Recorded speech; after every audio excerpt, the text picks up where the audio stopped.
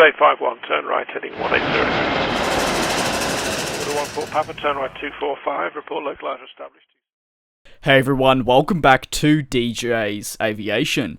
I think everyone could argue that the Boeing NMA, dubbed to be by most the 797, has been one of the most talked about topics of the past year. It's felt like at every airshow we've been so close to hearing the launch, but yet so far at the same time. Today I wanted to explore why Boeing needs to launch their NMA. I'll go over the competition from Airbus that they are facing, the potential market they could dip into, and fleet replacement plans. Boeing's NMA, according to latest reports, will come in two variants, the 797-6 and the 797-7, with the Dash 6 specialising in range and the Dash 7 specialising in capacity.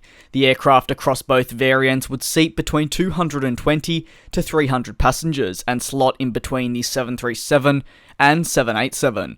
As we move further into 2019, Boeing will continue to study the business case for the aircraft. However, we still have no word on if the aircraft will actually launch. This is despite interest publicly noted from Delta, Qantas, American Airlines, and more. The potential market that Boeing's NMA could dip into is huge. The market is currently being dominated by Airbus, who have launched multiple variants to their A321neo series. This is including the A321LR, A321neo Airbus Cabin Flex, and many more to come. These variants all offer carriers things from different locations that'll benefit them. In a study that was conducted earlier last year, it was noted that Boeing could sell up to 4,000 units if they executed their NMA to perfection. 4,000 units is incredible, and if the aircraft did sell that well, it would make it one of the best performing aircraft to date for Boeing.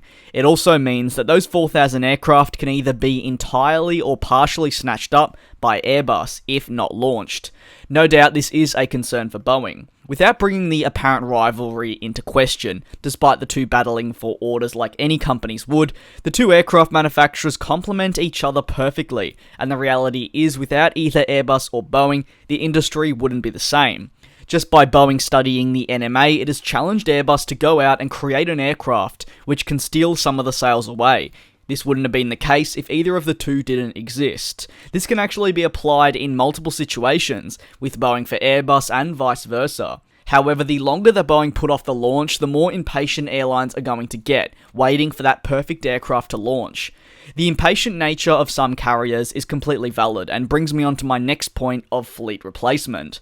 Boeing ideally want their NMA to replace the 757 and 767. These two aircraft are aging incredibly quickly, and most airlines have already removed all of these aircraft or are about to. With no proper replacement yet, you could say from Boeing, if a replacement is needed immediately, it's as simple as going over to the A321neo program and selecting a variant that suits best. As the A321neo program is already up and running, delivery of the aircraft can be confirmed within months, and you can be operating it within years. This is something we've already seen some carriers do. Relationships within the industry are critical, and to see a customer which was, say, devoted to the 757 and or 767 program move over to Airbus's alternative is damaging for Boeing, as realistically those orders could have been Boeing. Just because an airline orders the A321neo doesn't mean that they can't go for the NMA from Boeing. However, had they have maybe launched the aircraft a bit earlier, you could make the case that all the orders potentially would have gone to Boeing's NMA. Now, am I saying that launching the 797 in the mid-2020s is bad? Certainly not. I don't run Boeing, and I'm certainly not qualified to do so. All I can merely do is comment from an outsider and analyse the information which has been provided to us, as well as give my own opinions. What are your thoughts on the middle of the market sector and the Boeing NMA? Do you believe it should have been launched earlier? Or is the estimated launch date for mid-2019 still a very good time frame? Let me know down in the comment section below.